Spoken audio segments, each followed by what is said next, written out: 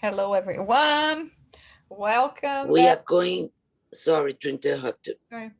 We are record. Yeah, Yes. now Sorry. you're. Yeah. Yeah. Thank you, Sonia. Because sometimes I do forget. So we are studying the book Alert by Joanna de Angelis, the psychography of the medium Divaldo Franco, and we are in lesson 36. Perseverance with happiness. I'm going to share my screen with you. And before I forget, please do remember that we are recording this meeting. And in case you don't want to show your name or appear on the screen, you just have to remove yourself on the three dots, and still you can continue um, following our meeting. Okay. Let me when I share the screen, the configuration changed completely. That's why it always takes a little while for me to start.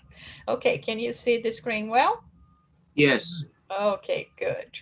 So as always, we have the English above and the Portuguese in the little part here for those who would prefer to read in Portuguese.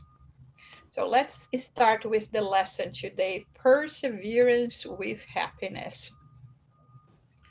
Do not halt before the challenges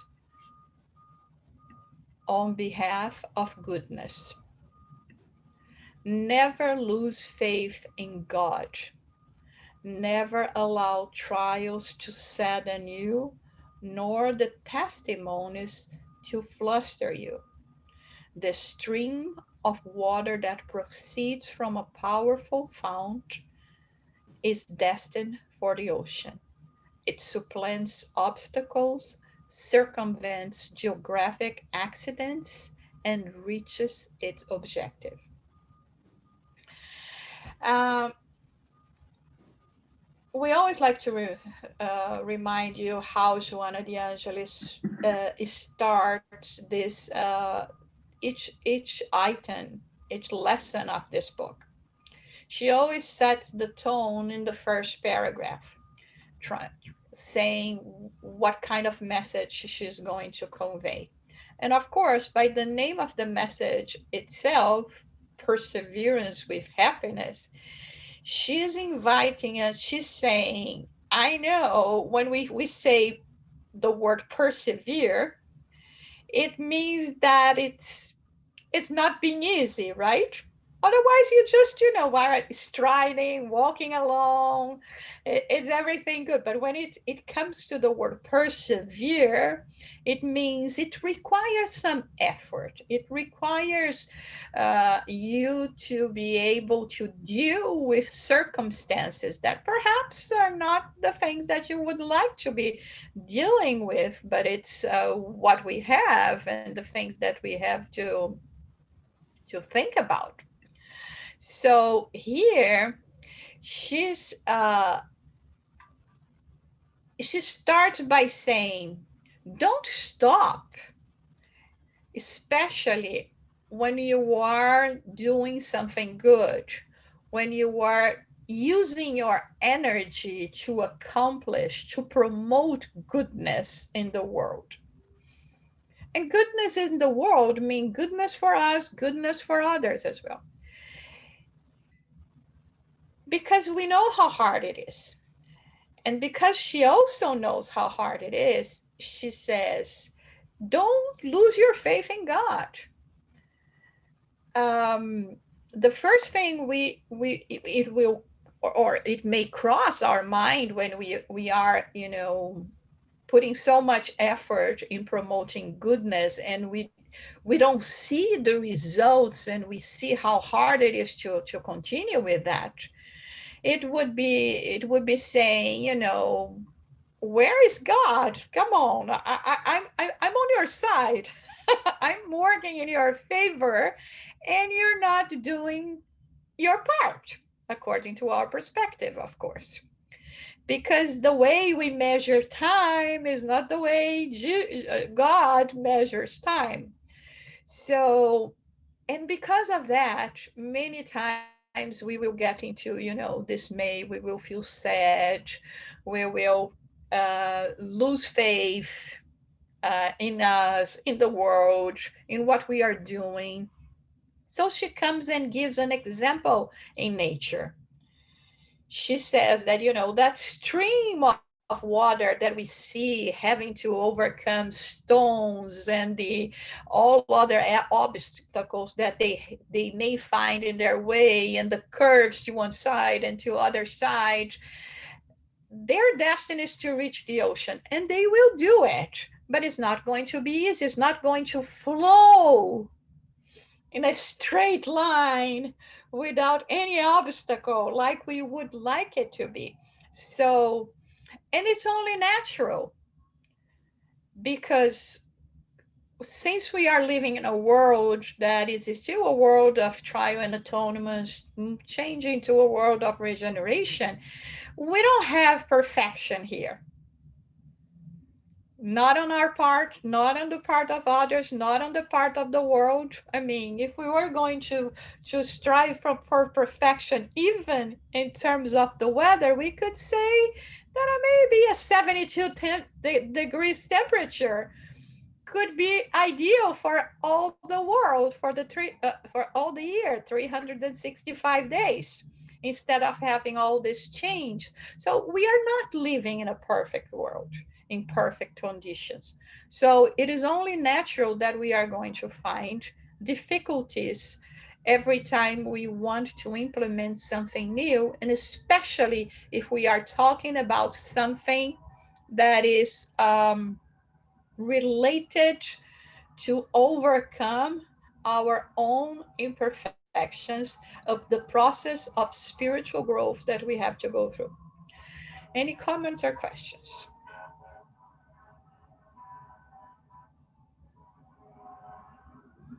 Yes, Sonia. It's interesting to mention about the weather because if we pay attention and watch the transformation, we can learn many lessons.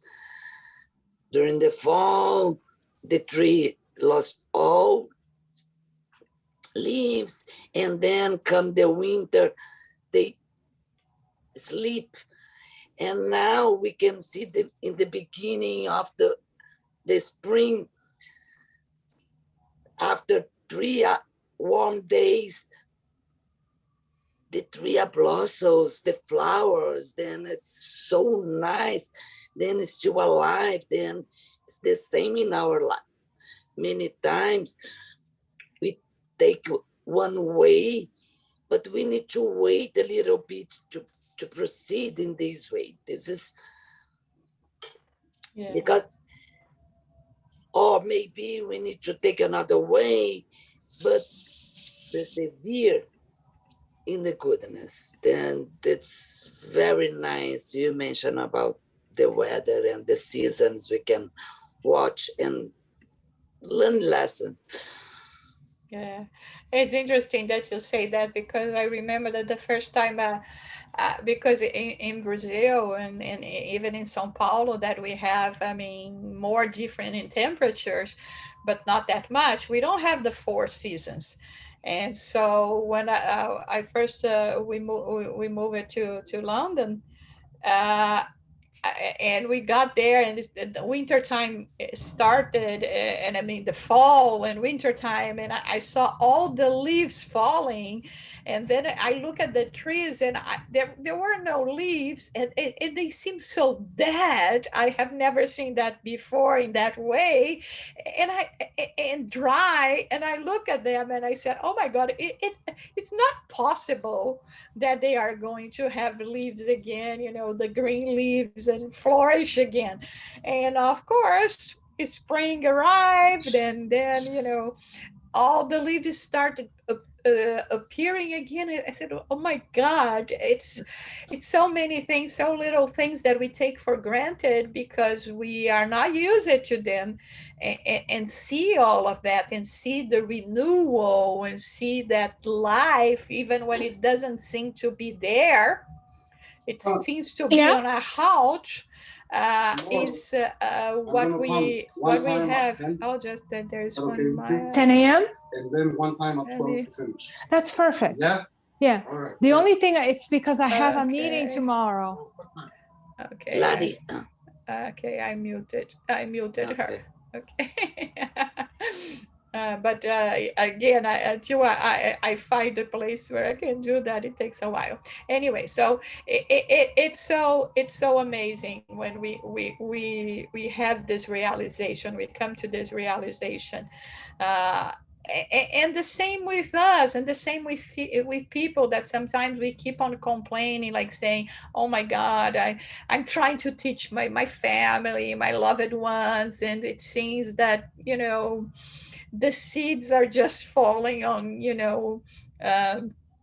bad terrain or something." But it requires time.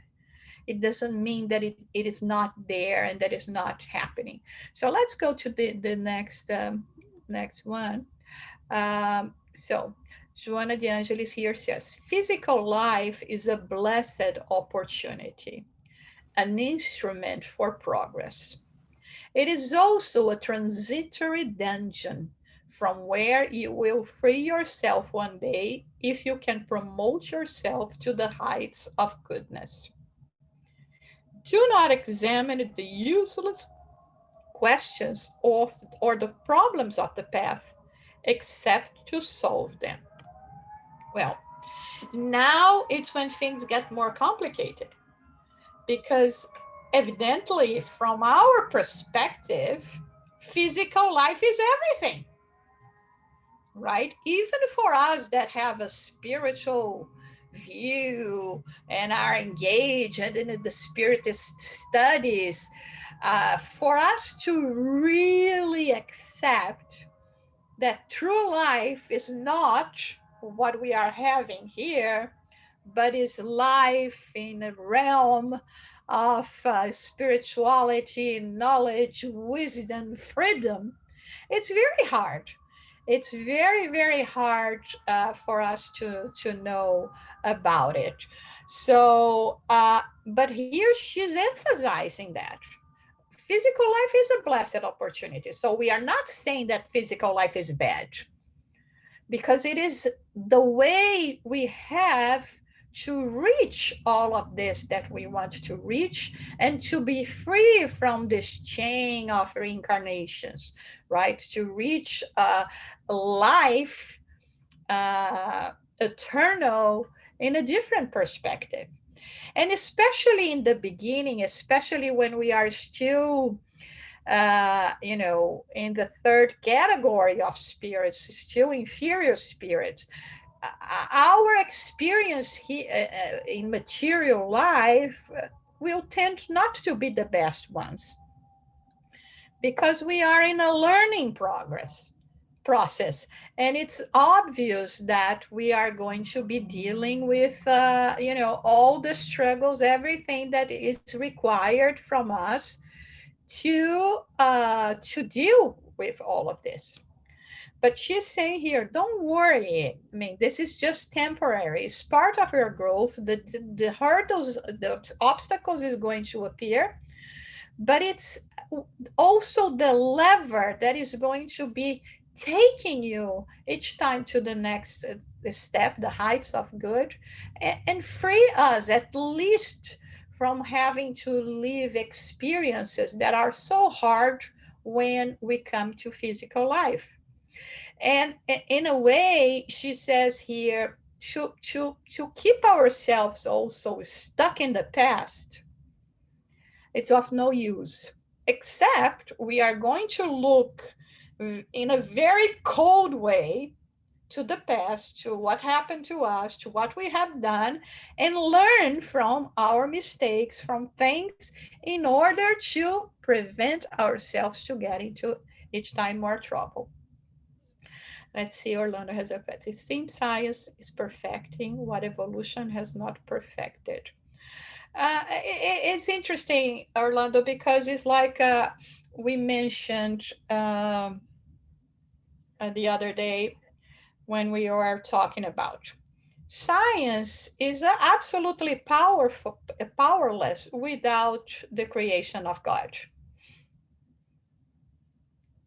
They can do whatever experiment they want to do. Like for instance, even this week I was reading something. We cannot say that it was Sir Isaac Newton, that created gravity. Gravity was always here, was always in place. He just found out about gravity, and in this way, we can we could understand better things, and of course benefit from it. It's the same thing when it comes to life. Today we have the most incredible laboratories capable of promoting the the matching of, you know, the egg and the sperm, and having a zygotus, and still you will not have life. So with all respect, we own to science for everything that science has accomplished and it will accomplish. Still, when we are talking about the raw materials, only God knows how to deal with them and is in charge of them. And it's not God that leads us to trials and suffer, it's ourselves. And we will keep on repeating that. It's like when we always say there are the rules of the game. We choose if we want to play or to be part of a game where we are going to reap good things, good benefits, or bad ones according to our own free will. Oh, Ale, sorry, you had raised your hand before and I forgot about you. Do you want to talk now? It's all good. Oh, Hello. sorry. It's okay. Hello, everyone. I just wanted to make like just a note in regards to like start things from scratch. Mm-hmm. Um, is more comfortable, obviously, to remain on something that you're doing because you already know how to. Mm-hmm. But I think when you challenge yourself to do something new and put yourself out there to really sit down and learn something, you're expanding Mm-hmm. your mind and you know and in your knowledge, and also you're able to um, mix with different people and learn from them as well. So when in regards to what Sonia was saying, like, and you were saying about the seasons, you know, the changing that happens and so on. I believe like when we're changing, you know, here from one point to a totally different one is almost the same cycle as nature. You know, you're finishing up something that you already kind of master, but you know you already know enough, and you're looking to learn from something else. So I can see like the similarities in between them, if I'm making any sense. Oh, yeah, absolutely. Okay, anyone else? Okay, so let's go to the next one. Whoever is paralyzed under a cloudy sky does not deserve a night sprinkled by stars. Predestined to infinity, the spirit is born and reborn in the body to progress, acquiring experiences and modeling sanctification. This is, I mean, it's even shocking, the first statement, because, but this is how it is. How many times have we looked above at night and see all the stars? And when a cloud comes and we cannot see, it's like we completely forget that they are there. So here, this is what she's saying. It doesn't mean that because we are going through a situation that is similar to a cloudy sky, that the stars are no longer there. and that we are not going to be seeing them again, and that they are not going to be working in our favor. So the successive lives we have here on earth, they come with the purpose that we will be achieving each time more perfection. But it doesn't happen overnight. Maybe if we talk about eternity, it will look like overnight and we will be already in a good situation. But to us here, the way we measure time, it is not. So then again, she's inviting us to persevere with happiness. Okay, we understand the difficulties. We understand the curves, the obstacles of the way, and how easy it is to lose sight of what is beyond the clouds, even when you already experienced a starry night. But persevere, go on. Any comments before we move to the next? Okay, so you hear the clamor that tells you of jubilations, and you become saddened because you are not among them, the senseless mistaking. Perhaps they are not happy, but rather excited.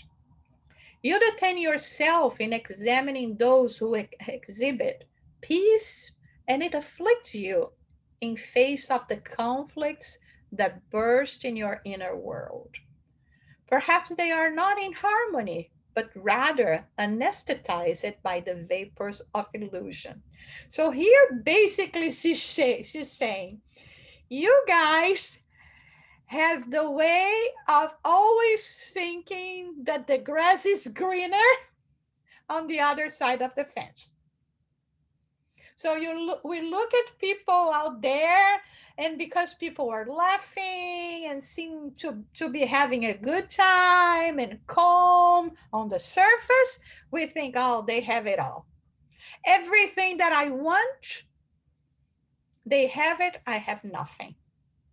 So here she's saying, sometimes they are displaying all this happiness, but they are more excited than truly happy with certain things that may be happening. Sometimes they may seem calm, but let's look at their inner world and see if they really are in peace, or if they are not trying basically to be indifferent because they cannot even cope with the reality of the situations that they are living. So we should never envy other people's lives, because believe me, or believe your experiences, everyone has one or more very difficult problem in life to deal with. Even if it's something that we cannot see, it could be a very difficult and persistent case of a spiritual attachment, obsession. But it still is going to impact in the peace of mind and happiness of the person. It is part of this process, because with our free will, we have sown still uncertainty, like we do it now. We keep on mentioning the pandemic, for example. We have all those cases, all the deaths that are happening, and still there are people that are completely ignoring the risks they are submitting themselves and others. So then we are going to blame God. We are going to blame the governments. At this point in time, the majority of population in this world already knows about it. The majority, not say everyone, because there are people that may not have that much access to information, but the majority of us. And what are we doing? Are we doing our part in committing? I mean, see something there that is very easy, for everyone that can do that. The use of masks. We go out here in New York City, a super developed country, enlightened country, educated country, and we see so many people not wearing it. Not worrying whether they are going to be the recipients of the virus and spreading it to others, if, because they can be asymptomatic. So those are things that are up to our responsibility and things that we will have to deal with. Any comments or questions in this point? Yes, Sonia. The opposite way, it's true, because many times people look at us because we try to apply our lessons we are learning and persevere with happiness in our life. Look at our challenge, like what the lesson we are learning. I need to learn in this situation, or prepare to plan B, or think like this. And people look at us and believe, your life is easy. Your life is easy. Because I smile, I'm able to laugh. However situation I'm living, then I think this is very important, because make me strong to face the problems. And then people look at me and believe, your life is easy. And it's not true. It's up, down, as everyone, as everybody. But I really believe I'm able to behave like this because I have this faith in God, in Jesus. I try to apply our lessons we are learning every day here, and that's it. Yeah, that's why all those lessons are so important for us, because it's the only way really we can be able to come to reason with so many things that we go through, and try to make sense of things at the same time. And I think, and I mean, this particular book by Joanna de Angelis, I mean, all her books are amazing, and we recommend them all. But this one, that I mean, she's talking about our day-to-day lives, and she's giving us, the tools to deal with them. And she's not being insensible. She's saying, I know, I understand, but there is not no other way. Sometimes the remedy, it's not so easy, but we have to look at all of those circumstances as being the remedy that we need now, right? So she continues, maintain your faith in the ideal that you embrace, and do not measure the victories of your spirit using the measuring tape of transitory terrestrial triumphs. I'm going to stop here. So keep your faith. Don't change it, and don't lose all the effort you have done so far. And I mean, and to try to measure our progress by the material sense of it, I mean, it makes no sense, right? Philip, you were shaking your head. You have something to contribute? Ju, I would like to say something, if I may, Clarissa. Yeah, sure. And first of all, I'm sorry. I thought I was muted. I apologize. I was so excited that I could join today because I can never join because I'm usually working at this time. And I forgot to mute. So I apologize to everybody for that. But so I'm so grateful to be joining today because this message, it's exactly what I needed to hear. And we all forget, right? We read, we think we've learned, and then we forget. And when we're living through things, it's just so easy to get frustrated and lose hope and sometimes even faith. And yeah, so thank you. That's what No I wanted to say. problem. Anyone else?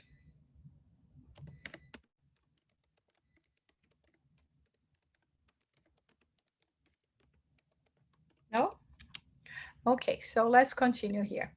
The true Christian and the Spiritist in particular triumph over themselves, conquering their inner selves and leaping over the steps of success when perceiving the landscapes bathed by the sun of triumphant immortality. So if we, what she's saying here is if you really have a basic faith, because faith we don't have, right? But basic faith, you already understand that, and you will try to find solace in everything majestic that exists surrounding us, like the sun, like everything else that we were talking about, that we take it for granted, all the small victories that we have. How well do you not feel when before we were so easy, it was so easy for us to lose our temper for nothing, and now you think about it and you say, oh my god, no. I'm not allow myself to be catch in this trap, and it doesn't worth. But you see, it's not just the by the process of growing older that we will learn that is the process of growing wiser, and this is what it's bringing to us, because you will see elderly people engaging in arguments that, like, when they were in their 20s, right? But to us, it's not a matter of age and learning from age. It's a matter of learning what is really important, and learning that sometimes, people that we want them to change, they cannot, or not in the speed that we would like them to change. So this is why, it is so important for us to have this understanding, to have this knowledge, and to, like she says here, to maintain our faith, to keep going. When if you say today to yourself, I don't see that much progress, take a day or two and start reflecting about you about 5-10 years ago, and you will see how much progress you have made. Yeah, there's still a long way to go, but you already started and you already took the first steps. Any comments, questions? Okay, let's see. Jesus and the victorious entrance in Jerusalem was not a conqueror or a conquered. He was someone misunderstood by the masses. However, when placed on the cross, the masses believed that he had lost the battle. Nevertheless, he triumphantly conquered the inaccuracies offered to him, and he refused. So here is what Joanna de Angelis is trying to say. From the physical aspect of life, what is going to be the judgment of people? That Jesus was perhaps wrong, condemned, died, and would be forgotten in time. According to the understanding, the vision of spiritual life, there was no one greater than him that set foot on this earth till now. And even when he was there on the cross, as people still wanted to offer him, bad things, to accuse him, he knew what he was. He refused this unwanted and undeserved gifts that people were, bestowing to them. Gifts in the sense of, what they were saying, what they were thinking, and how they were voicing their opinions about him. He had peace of mind. He knew quite well who he was and what he was doing here.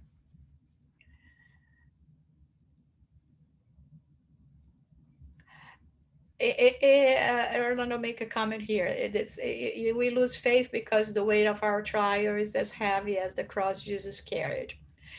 I would say it's even heavier because, materially speaking, the cross that Jesus carried was very heavy, but he was in complete peace of mind. So, physically speaking, it was heavy, but he knew he had to endure to go through all that, even to give us an example.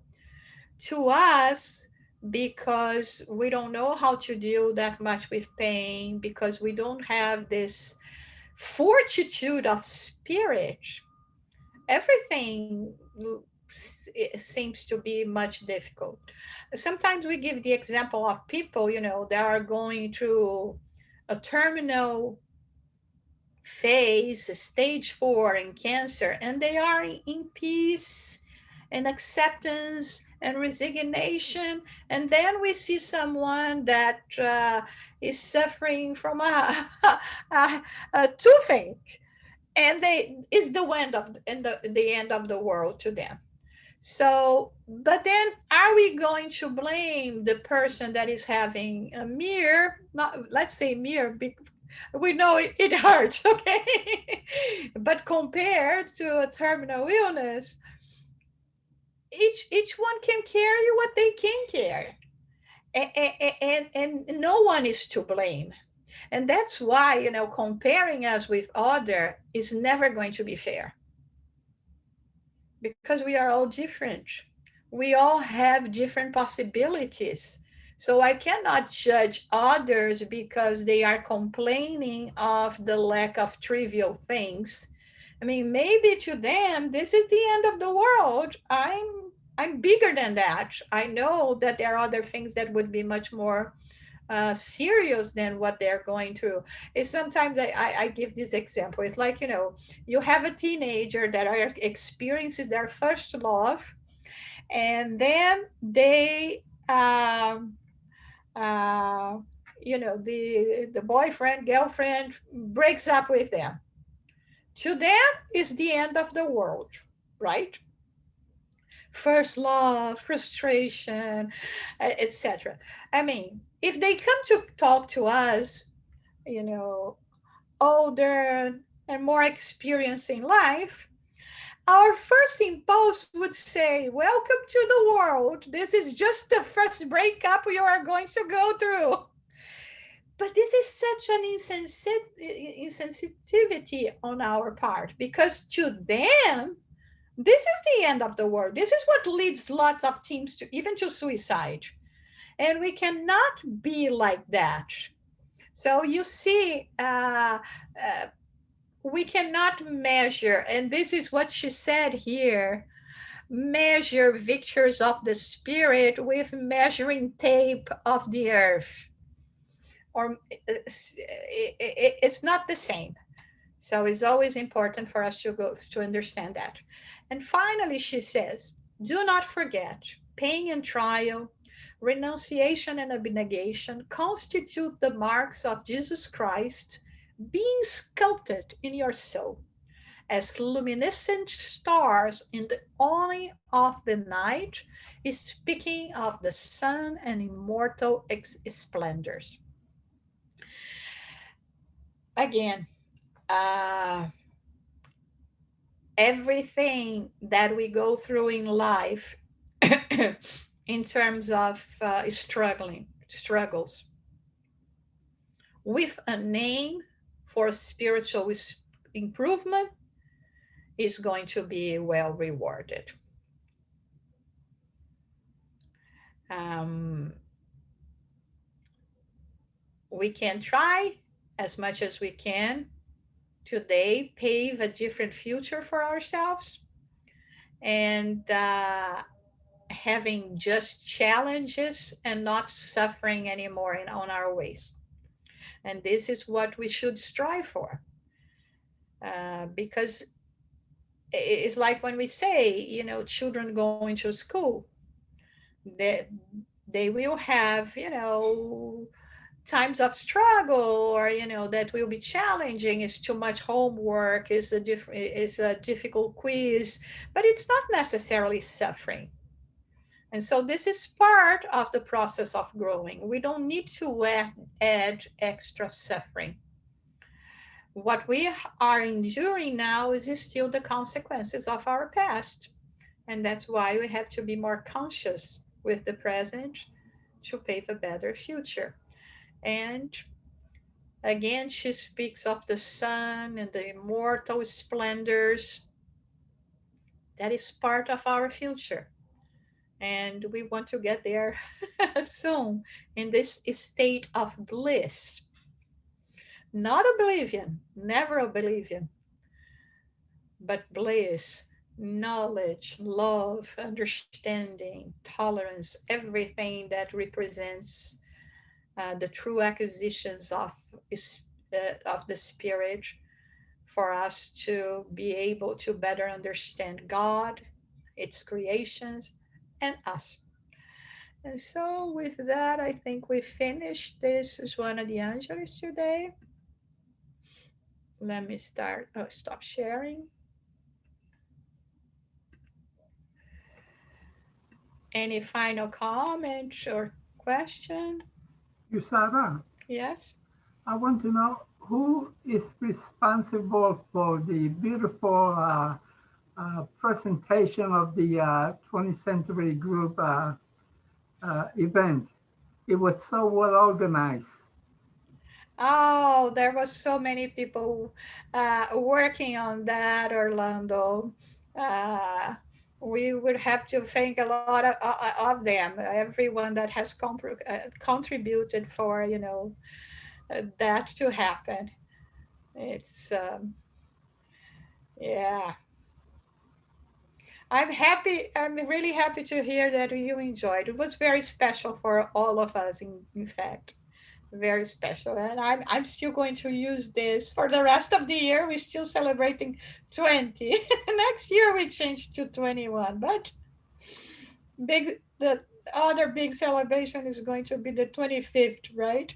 But so far, let's enjoy the 20 years, which is quite something considering when we started, the three of us, Elmo, Jamal, and myself. So it was quite a long way. And I mean, and it's beautiful to see the three of us enduring